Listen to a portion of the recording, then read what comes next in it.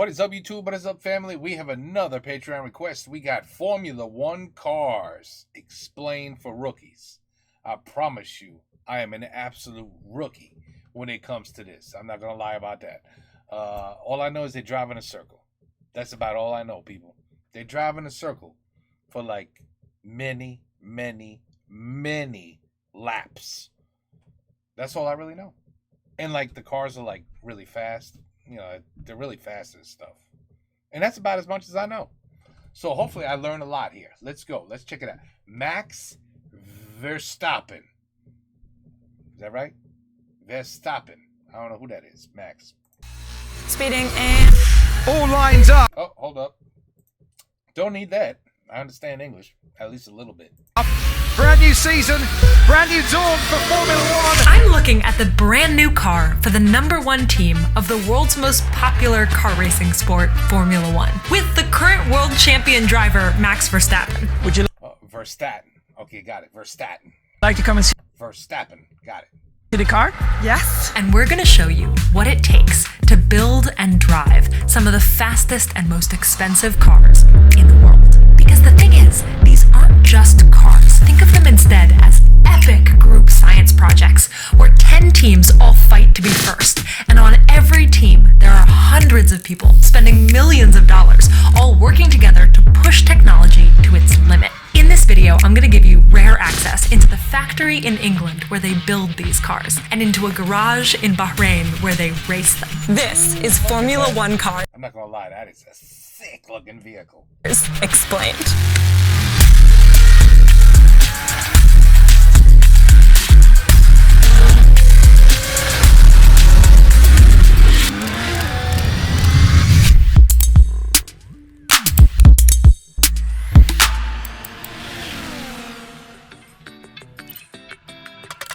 I am on my way to the Red Bull factory. We're going to get into some of the nitty-gritty engineering details, but we're also going to talk about the basics of a Formula One car. This is Jack. Jack's going to get us into all of the secret rooms. I will do my very best. He's doing a finger scan to get us in. So Cleo, welcome to Red Bull.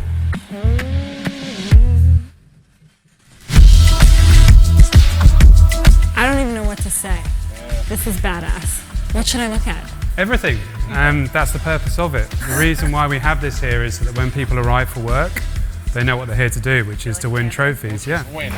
Oh my God. So these are all race-driven cars from our history in the sport, starting on the left-hand side with our first car, and then finishing on the right-hand side with the RB16B, the 2021 championship winning car.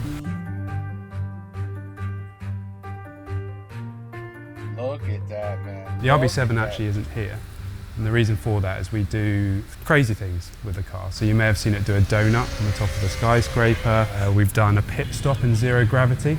Can I touch it? You can touch the car, that's fine. It's so beautiful. The driver actually has to spend about 3 or 4 hours sat down in the car. What the hell? The driver actually has to spend about 3 or 4 hours sat down. Oh my God, is this real or something? Is this a video game, or is that the actual steering wheel? Because that looks like a PlayStation controller. I mean, is this, come on. Are you kidding me? How in the hell? What? Does that say, oh, I thought it said drink. Maybe it like gave you a beer or something. Drinking and driving, that's a no-no. No, it says dank. There's way too much going on there for me to understand. My God.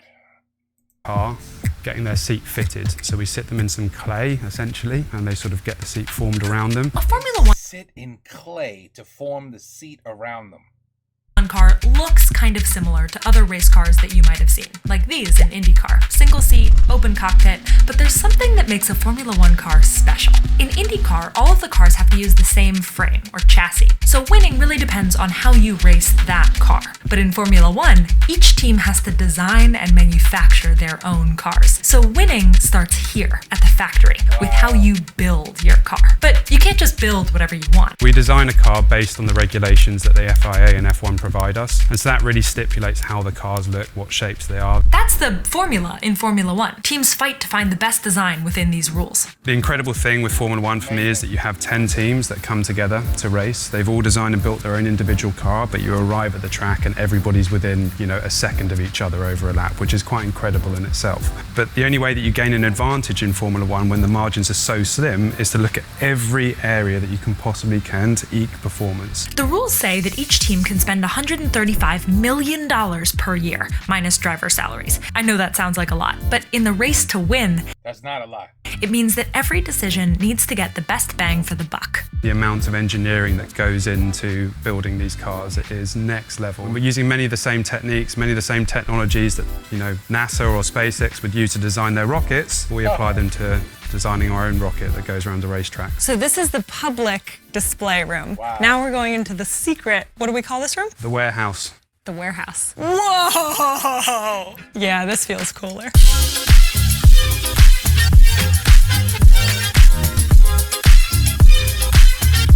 There's a lot of money in that warehouse. Who are these cars? So these are a variety of different cars from throughout history. There's some show cars, but also some race cars. Oh my God, this is so cool. Can I walk here? I have a question, you're gonna say no. Can I sit right there? Yes. He didn't say no. Just be really careful not to nail your head on the banister above as you get up. Welcome to my crib.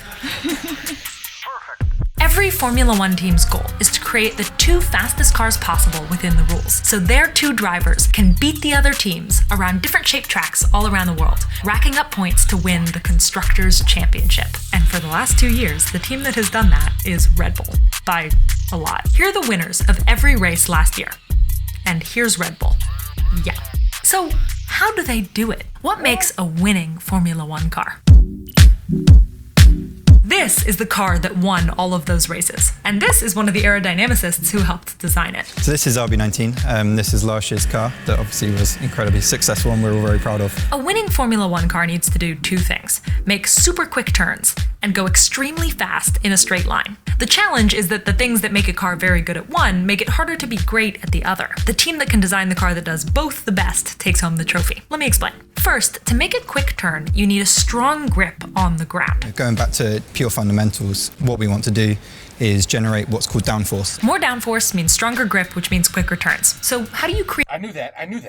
more force down? Think of a Formula One car like an airplane upside down. On a plane, the air moving across the wings lifts it up. But here, the air across the car forces it down. So that is where the air literally sucks the car into the ground. To get it to suck, you need higher pressure above the car and lower pressure below. And one way to get lower pressure air is to get it moving really fast. Low pressure is effectively high velocity air. So you want to be able to speed up the air as much as you possibly can under the floor and effectively slow it down as much as you can on top of the floor. Here's the part I think is really cool. A good way to get fast, lower pressure air isn't for it to just shoot under the car in a straight line. It's to create tiny tornadoes under the car. They don't say tiny tornado though, they say vortex. A highly powerful vortex.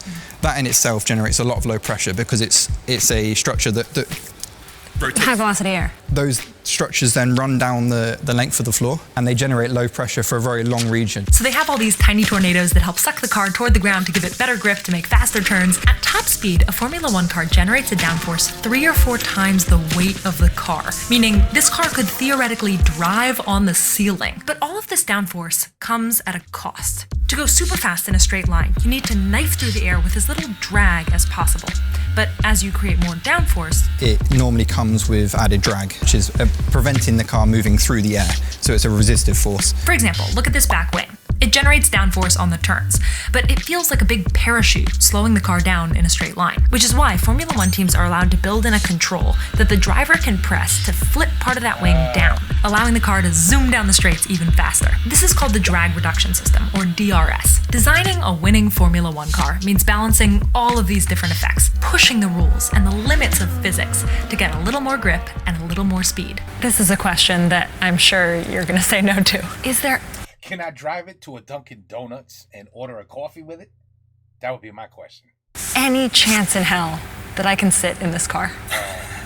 I don't think it's up to me, but Jack? You can sit in the car. Thank you. something rather special for you to wear while you're in the car. Pop that on. We'll get you in the car. See how you look being a Formula One driver.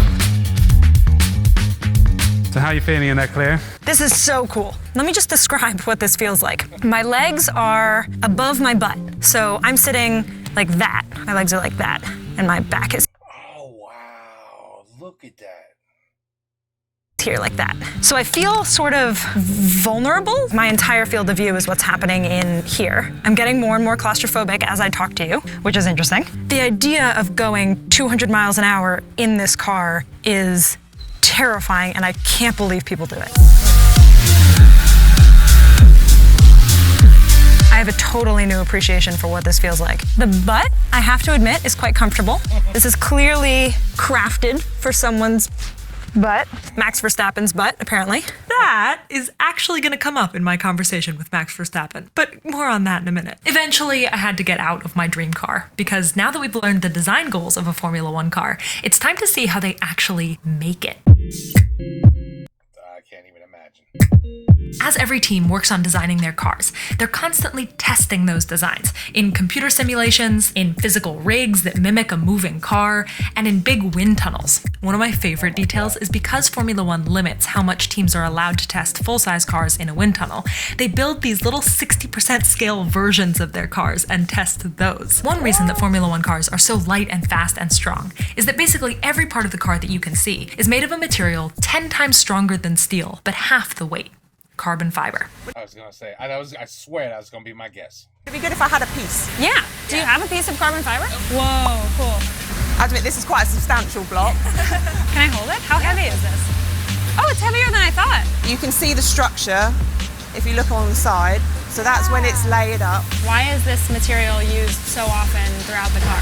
With its strength to weight ratio being so good, it means that you can make it extremely light whilst it retaining a lot of structure and a lot of strength. So if you hold it up, you can actually see light through it there. So it does have a sort of fabric quality to it. Woven carbon. To create the carbon fiber parts that they need, teams manufacture patterns in the right shapes and then lay down carbon fiber cloth, sometimes in 100 layers. Then they suck all the air out and shove them into basically a pressure cooker to squeeze the layers together with resin. Then they cut and measure those carbon fiber pieces and other metal parts with huge programmable machines. It looks like it's getting a milk bath. The whiteness is down to the additive that gets added to the water to make sure it doesn't rust the machine. I don't know if you can fully appreciate how big this is, but The amount of money in just this room, I couldn't even fathom. there are dozens of these boxes just in this massive room in front of us. All of the parts for the RB20, the new Red Bull car, are being manufactured in this room right now in these white boxes. Pretty cool. Any chance I can look in? I can imagine so, yes. I think it's more about not getting it on camera. For the metal parts of a car, which kind of metal they use depends on what they need it to do. Yeah, a lot of these, I'm actually surprised they're giving this much info, but I guess at the end of the day, there's no secret that's being told, you know what I mean? But I'm sure there's many parts of this video where they were like, can't show that. Our competitors might see what we're doing, you know what I mean? Then they have the advantage. So this is aluminum, or aluminium as he's calling it. So this is a lot of what the car is made out of. We use aluminium throughout the build of the car for certain parts and components. Okay. Which is generally light, fairly strong. Do you want to try that one? It is quite... Holy cow! It's hard to show visually how different these objects are, except maybe how much I'm trying to hold. I could probably do 20 reps like this until my arm fell off. Like, this is very heavy. So that's dense cement, which is an alloy which we use to add weight to the car. We sometimes add weight into the car when the driver isn't up to weight, so we have to have a minimum weight of the car. So if your driver's too light, I see. We'll use tiny strips of this throughout the car to bring the car up to weight. There are thousands of pieces that make up a Formula One car, and after they're designed and molded and machined, some of them need to get painted. The paint job on a Formula One car is a big deal to fans, especially the moment that it's released and they see the car for the first time. And teams spend a lot of effort to design something that's gonna look... That is sick looking, man. Damn, they did a good job on this one. Ooh, my God. beautiful. But the paint isn't just to be pretty, it's gotta go fast. For example, a lot of the sponsor logos that you'll see on these cars aren't stickers, because even that tiny little edge would create unwanted drag. They paint the logos on. Watching these cars get built, it's just astonishing to me how much detail and design and effort goes into the finished car that we see on track. Man, when the driver crashes these cars, you know everybody just goes,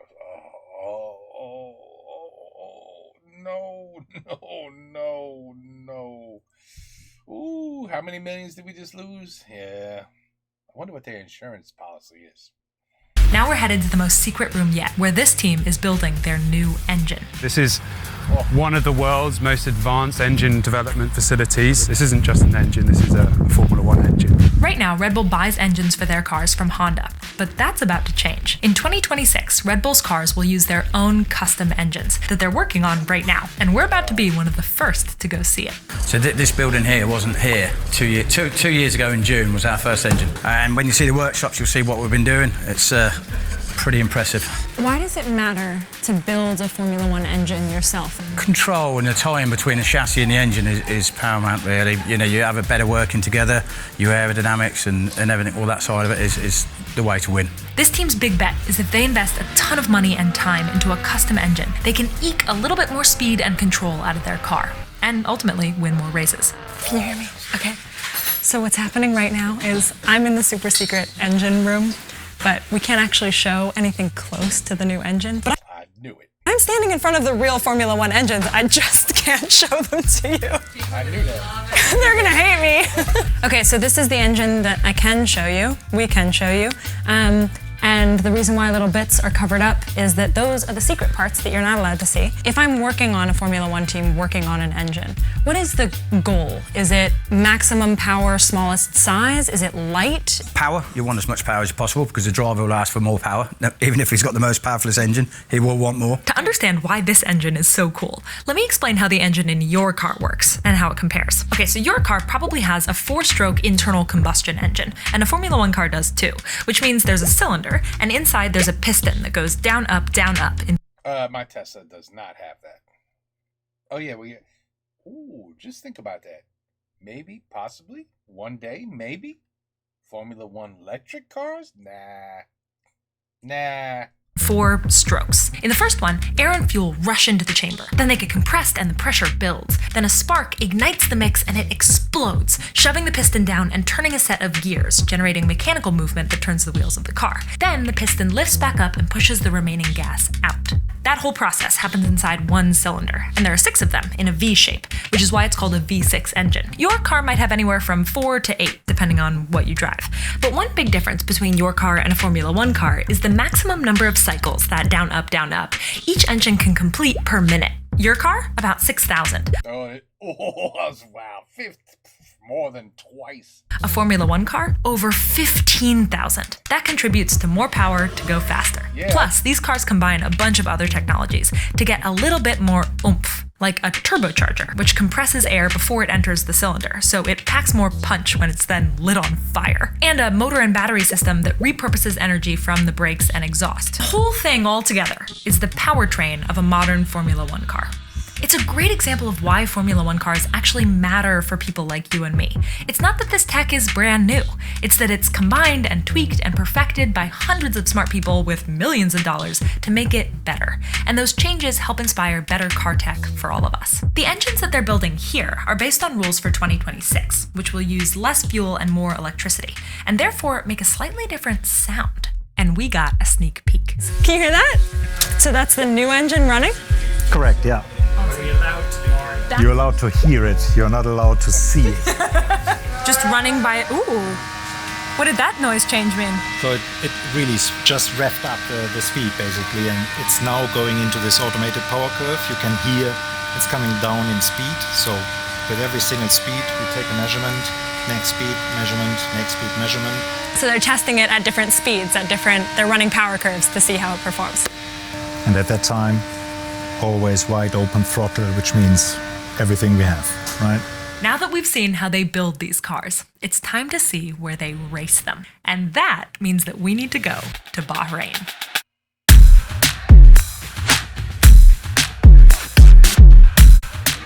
here. Here we go. Hi. No, I am not allowed to video any of this. Turn one away, so you're a couple of kilometres away. Does this ever get old? 20 years in? So cool. Every day is a learning day. Every day is different. I can't believe I'm here. This is the new car, RB20.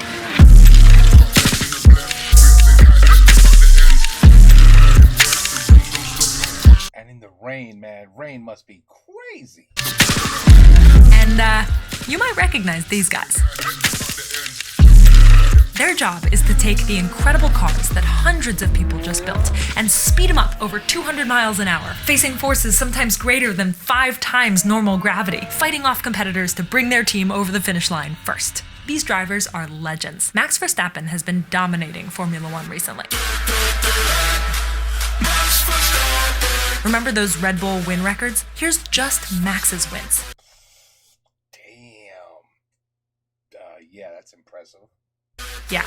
What does it feel like to drive a Formula One car? Imagine sitting in a roller coaster and it basically just shoots off, but then like 5 to 10 times worse, while having a steering wheel in your hands with all the buttons. Back in the day when my dad was in F1 when I was a little baby, basically, I sat in it and it's very cute, the pictures, but the very first time that I sat in the car and I was gonna drive it myself, I was a little bit nervous. Even I, to this day, sometimes when I do that, I get this like, it shoots off, you have this like kind of feeling. Yeah. I still have that in an F1 car sometimes.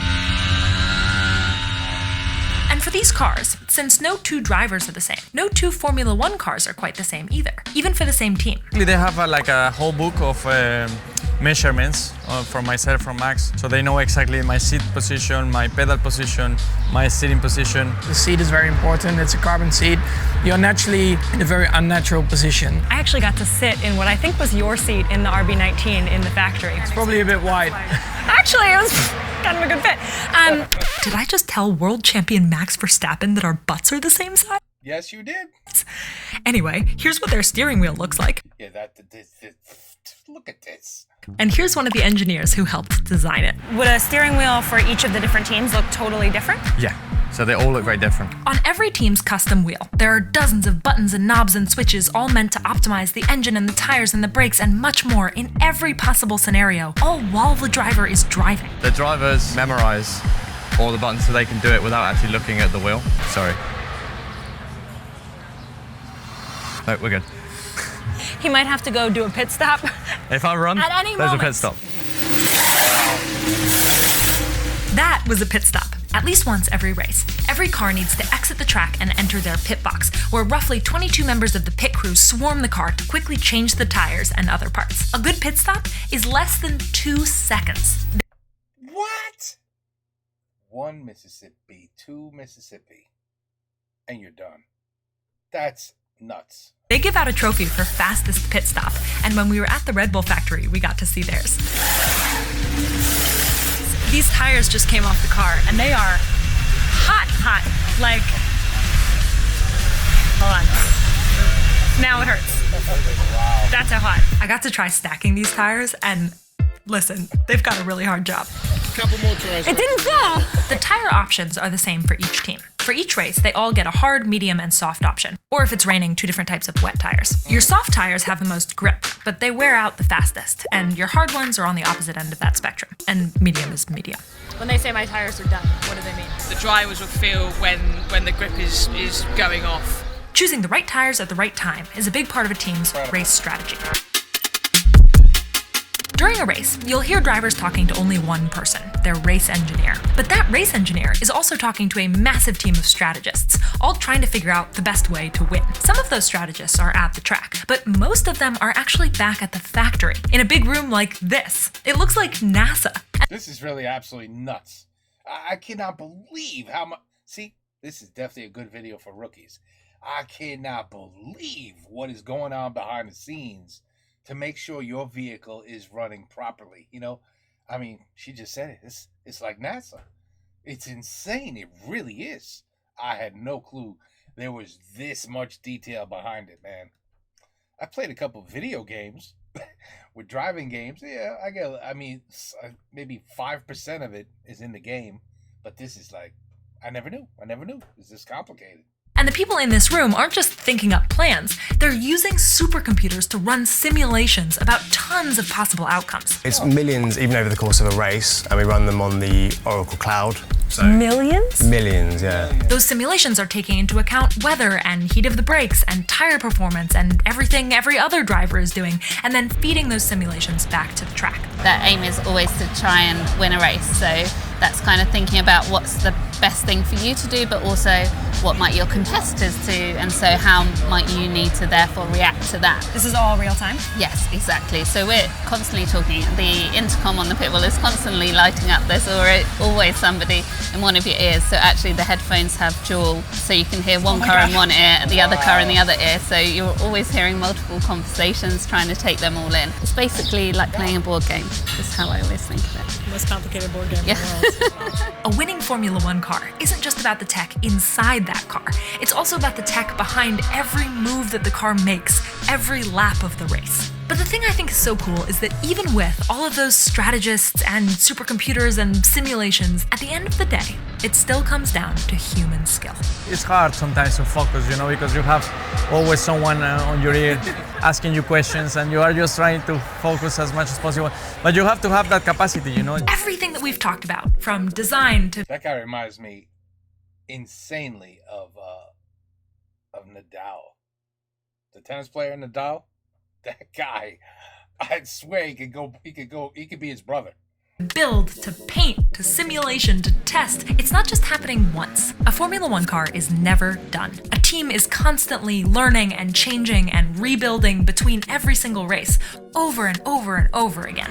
In the end, one of the things that strikes me most about Formula One and Formula One cars is that they're so much like a Lego set. It really has to be all of the individual, perfectly formed pieces coming together to make a whole thing. This is a theme I've noticed with a lot of my episodes of Huge If True. Technology has always been a story of human ingenuity, but more and more, it's also the story of human collaboration. And I think that's really the story of a Formula One car, and the story of so much of the technology that we all enjoy. It's a team. I think there's something really magical about a team of engineers and designers and strategists and athletes and all of these people coming together to build something that gets better and better and better every single time.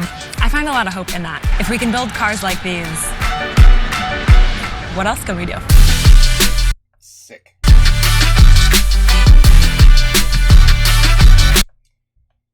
Definitely. Oh. I can't believe this is real life. One of the things that I've been keeping in mind is that most of the people that work on these cars won't actually get to go see a race, at least not with their team, because there's a limited number of people that Formula One allows each team to bring to each race. And I know that the only reason that I get to do this is because you watch and subscribe to this show, and I'm feeling really grateful. I hope that these kinds of stories make you a little bit more optimistic about what we can build when we work together. So if you're enjoying this video and you want to help us go to more incredible places, subscribe and tell me in the comments where we should go. Crazy. Great video.